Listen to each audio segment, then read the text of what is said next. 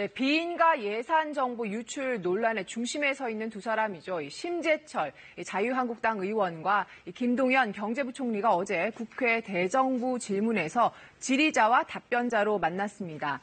앞서 기재부는 심 의원이 자료를 불법으로 유출했다면서 검찰에 고발을 한 상태입니다. 심 의원도 무고 혐의로 김 부총리를 맞고발했습니다.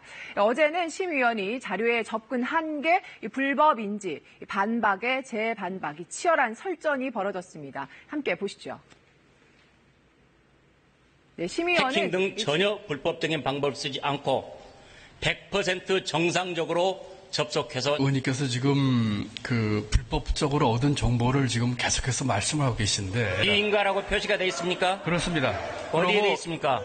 말씀하신 것처럼 전혀 안 되어 있습니다. 말씀드린 것처럼 감사한 중이라고 써 있고 강변하지 마십시오. 강변하고 있지 않습니다.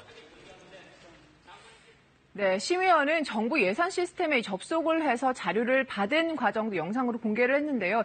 보통 이 백스페이스라고 하죠. 이 돌아가기 버튼을 클릭만 했는데 새로운 시스템이 열렸다고 주장했습니다. 하지만 김 부총리는 아니다. 6단계나 거쳐야 접근이 가능하다 이렇게 받았습니다.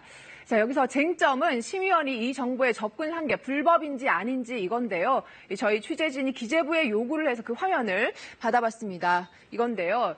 여기 보시면 파일에 감사관실용이라는 문구가 있습니다. 그러니까 이게 당연히 경고 메시지라는 거고 이걸 봤으면 들어가지 말았어야 한다는 게 김 부총리 설명입니다. 반면에 심 의원은 아예 막혀 있었던 게 아니니까 이 정보관리의 실패라고 주장을 하는 겁니다.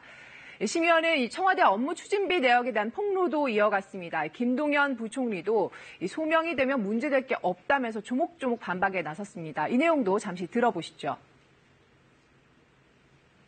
세월호 미수습자 마지막 참배일 때 바에서 42,000원을 지급을 하고 작년 12월 3일 영흥도 낚시여선이 사건 터졌을 때 맥주에서 10만 9천 원을 사용을 하고요. 일방적으로 상호나 또는 특정한 시기를 가지고 얘기하시면은 그거는 한꺼풀만 보신 거고요. 업무와 관련성이 소명이 되면 문제가 없습니다. 네, 김 부총리 발언을 들으셨고요. 청와대도 심 의원 발언이 있은 지 2시간 반 만에 반박 자료를 냈습니다.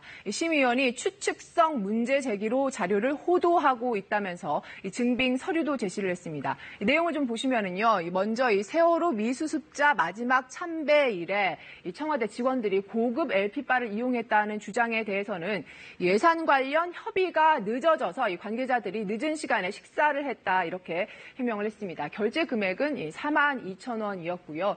또 그리고 보시면 어선 사고가 있던 날에 맥주집에 갔다는 주장에 대해서는 중국의 순방 협의가 늦어져서 6명 등이 저녁 식사로 치킨을 시켜 먹었다 이렇게 해명을 했습니다. 그러면서 재난 상황에도 다른 국정 업무를 소홀히 할 수 없는 부분이 있다고 덧붙였습니다. 심 의원은 100만 건이 넘는 자료를 반납하지 않고 있죠. 추가 폭로도 가능한 상황입니다. 청와대도 건건이 증빙 서류를 다 찾고 당시 업무 상황도 다시 점검하겠다면서 정면 대응 의지를 밝혔습니다. 친절한 뉴스였습니다.